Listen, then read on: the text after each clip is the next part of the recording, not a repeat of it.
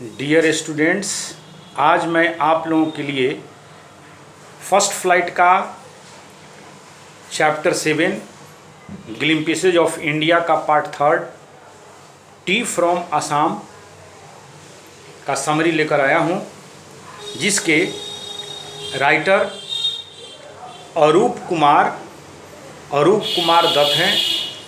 और मैं आपको बताते चलूं कि ये जो राइटर हैं नेचुरल, इनहेबिटेड और इत्यादि चीज़ों के बारे में ये बताने का प्रयास इनके अन्य कहानियों में भी किए हुए हैं। और इसके लिए इनको बहुत सारे अवार्ड में दे रहा है कि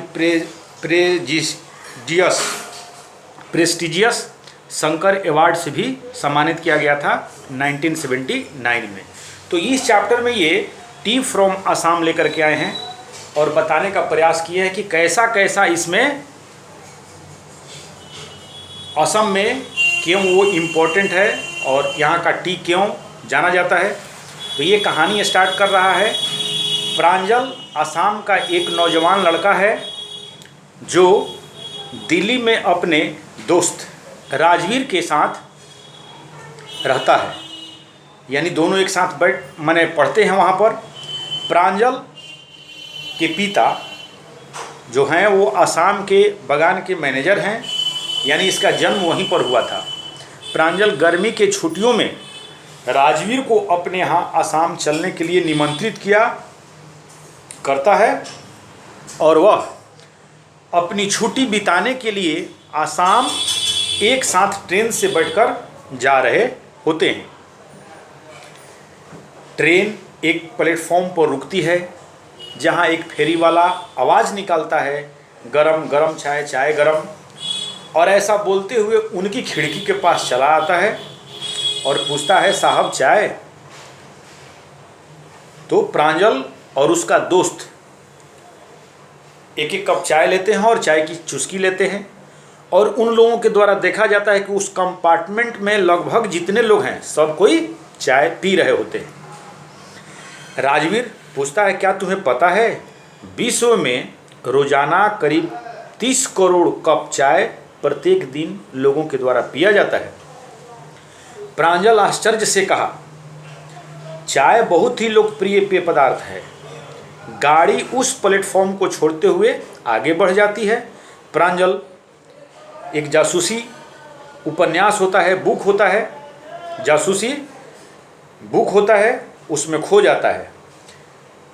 राजवीर जासूसी कहानियों का वो भी शौकीन रहता है, पर इस समय वह सुंदर दृश्यों को देखना चाहता है। चारों ओर हरियाली थी और ऐसा दृश्य अपने जीवन में वो पहले कभी नहीं देखा था। यह अद्भुत दृश्य था उसके लिए। क्यों? क्योंकि जहाँ तक उसकी आंखें देख रही थी पहाड़ियों का दृश्य था और दूसरी तरफ चाय की झाड़ियों का विशाल समुद्र था। चाय की झाड़ियों की कतार में गुड़िया जैसी आकृति घूमती हुई, यानी ट्रेन पर ऐसे भी आदमी बैठता है तो घूमता हुआ तो उसको राइटर गुड़िया की तुलना कर रहा है, गुड़िया से कंपैरिजन कर रहा है कि गुड़िया की भांति वो आकृति घूमती हुई दिखाई दे रही थी ट्रेन से, चाय के बागान के चाय के झाड़ियों को देख करके। और कुछ दूरी पर चिमनियों से निकलते हुए धुएं दिखाई दे रहे थे। यह एक चाय बागान। राजवीर आश्चर्यचकित होकर जोर से चिल्लाता है, एक चाय बागान? प्रांजल जो इन्हीं चाय के बागानों में पैदा हुआ था, वहीं का परमानेंट अस्थायी निवासी था। राजवीर की बातों पर उस पर बिल्कुल ही प्रभाव नहीं पड़ा।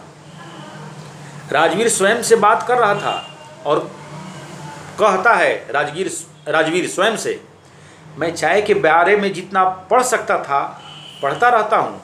वह आगे कहता है, कोई ठीक से नहीं जानता कि चाय का आविष्कार किसने किया, इसका सर्वप्रथम प्रयोग कहाँ हुआ।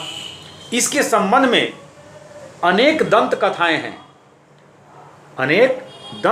हैं और दंत कथा का इंग्लिश जो होता है वो लीजेंड्स होता है। अनेक दंत कथाएं हैं। उनमें से एक तो चीन के सम्राट के बारे में है जो हमेशा पीने से पहले पानी को उबाल करके पीते थे।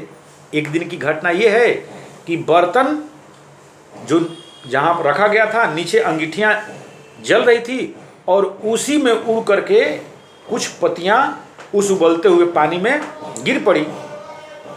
जो वहाँ के राजा थे जब उस पानी को पिए तो उनको उसमें स्वादिष्ट सुगंध मिला और ऐसा माना जाता है कि तब से चाय उनको ऐसा वहाँ के लोगों को लगा कि ये चाय की पत्ती थी। इस प्रकार प्रांजल बोलता है कि एक और दंत कथा तुमको सुनाते हैं।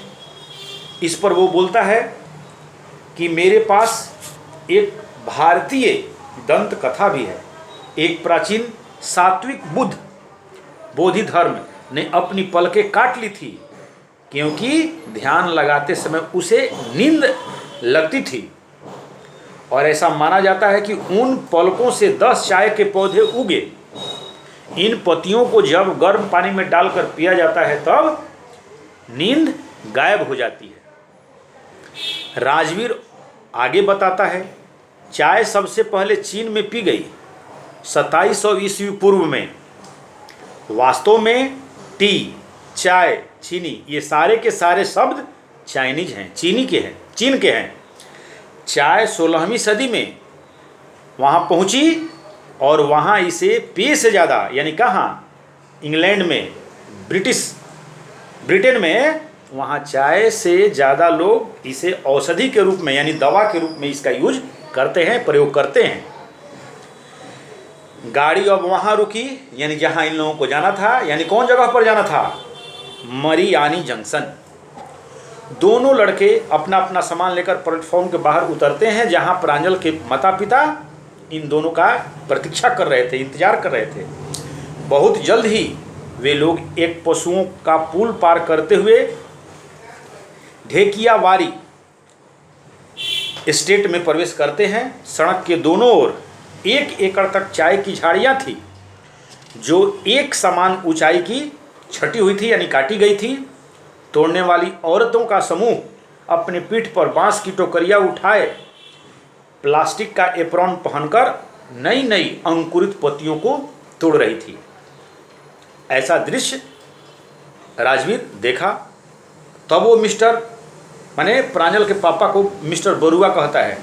मिस्टर बरुआ जो प्रांजल के पिता थी उनसे राजवीर पूछता है कि यह दूसरा अंकुरित काल है ना, यानी दूसरा अंकुरित काल का समय है ना।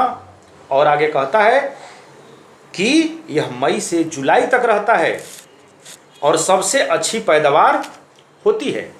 इस पर प्रांजल के पिता कहते हैं लगता है तुमने आने से पहले इस आसाम के टी के बारे में तुमने काफ़ी कुछ पढ़ रखा है, गृह कार्य इस पर किया है।